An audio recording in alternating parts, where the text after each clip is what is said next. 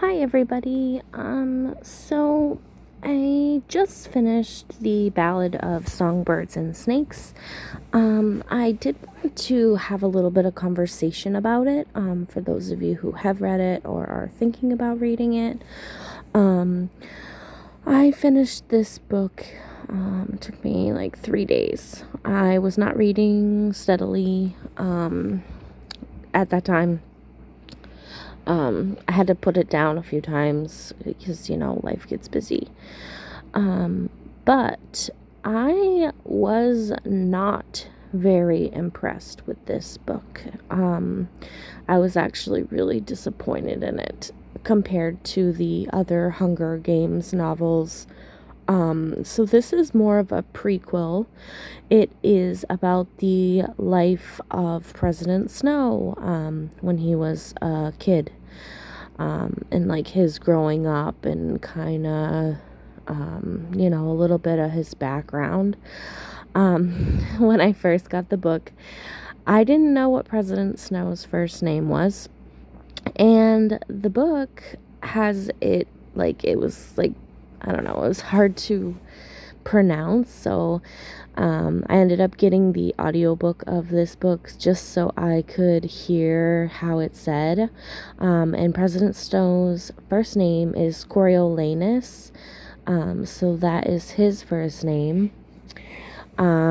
Spoiler alert, if you don't want me to go into too many details about it, you're going to want to shut this off in a few minutes. I'll give you one more warning before I get too involved with it. But, so the book's about Coriolanus and, kind of not the very beginning of the Hunger Games, but like kind of the beginning. Not the very beginning, but like more down the road. And he ends up being a mentor for a tribute girl from District 12 named Lucy Gray. He ends up really liking her and kind of becoming attached and really questioning whether or not the game should, really be something that he wants to support or not. Being a mentor, he grew up in a really poor family and had some struggles with that. He was orphaned, but his grandma is like taking care of him, and they call her the grandmam.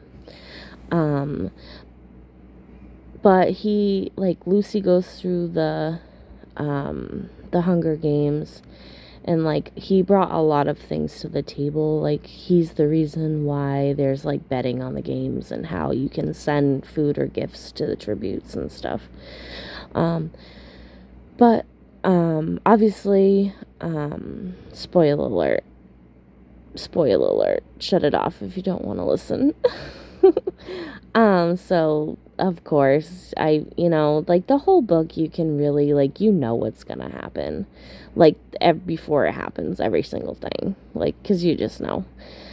So his tribute, Lucy Gray, wins the Hunger Games, but not, like, there's a lot of in between there. Like, he ended up, Coriolanus actually ended up being in the Hunger Games because his friend got kind of mixed up with his feelings about the games and everything, and that was like its own little thing, and I won't go into too much detail about that. He ends up being kind of friends. I want to say he was a poser friend, like he was a fake friend, very two-faced friend, through the whole book. Like, I don't know, his attitude, like Coriolanus's attitude was awful, like, through the whole book. Like, it was so hard. Like, he'd complain about everything and about how, he doesn't like this person, doesn't like that person, and it was just, it felt like a lot of whining. And then in the book, there is a lot of, like, singing, because the Lucy Gray girl is, like, a singer, and she sings all the time in the book. Um, and I felt like that really took away from the story with like all the songs that like they put the lyrics in for her singing the songs, and they forced the ties so much, like the are you coming to the tree, like from the Hunger Games. Like they forced all that crap in there. It didn't even fit, it didn't even feel right. But like, I want to say by like the 15th song, like writing in there, like it was too much. Like, leave the songs out of it. It was so annoying. Um, and then I was starting to get like really agitated toward the last like 25% of the book, because like it just felt like Coriolanus was like woe is meing after he kind of made his bed and had to lay in it at first. I won't go into too much detail on that part. Um, but then he was like woe is meing, and it was sickening. And like he felt bad but shouldn't have felt bad. Like, my viewpoint on the Hunger Games, like, it's awful, obviously, but it's needed. It's necessary. Like, I don't sympathize with the districts now that I've read this book at all. Just because like what has happened in the book from this book right here is savage. Like, the people are savage, and like, but like all people are. So it's just hard. It's hard to do, but like, I totally get why there is the Hunger Games, and I stand behind my opinion that there should be Hunger Games. And this whole book is trying to sway one person one way or someone another way, depending on who you relate with and who you feel bad for. I didn't feel bad for Lucy Gray being a, District 12 person, and I ended up being right in my gut feeling about her from the beginning of the book, which was not a good one. But then, like, I got irritated. Like, I don't know, there wasn't any characters that I liked. I found myself, like, yelling at Coriolanus, and, like, out loud, literally, like, come on, man. Like, just do it. Just don't stop. It was a hard book to not get agitated with, because it's just hard. I don't know, it's hard. But it was a really great book in terms of giving a front story to President Snow. That part of the book was great. The rest of the book, I mean, it doesn't fit with the Hunger Games. I've read all of those. It doesn't fit. It's a totally different writing style with this book, and it felt so pushed. Like, there was so many things that they like tried to connect from Hunger Games into this that just didn't. It was like, no, that you should have left that out.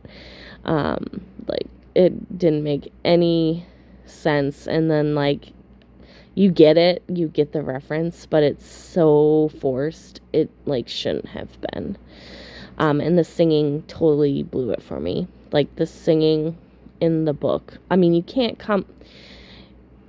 don't know the tune, you don't know how the song's being portrayed. It's just lyrics that you're reading, lyrics, and there was a lot of it. A lot. Like, I will never ever read this book again, like, ever. I can't. It was a total, like, I was so agitated.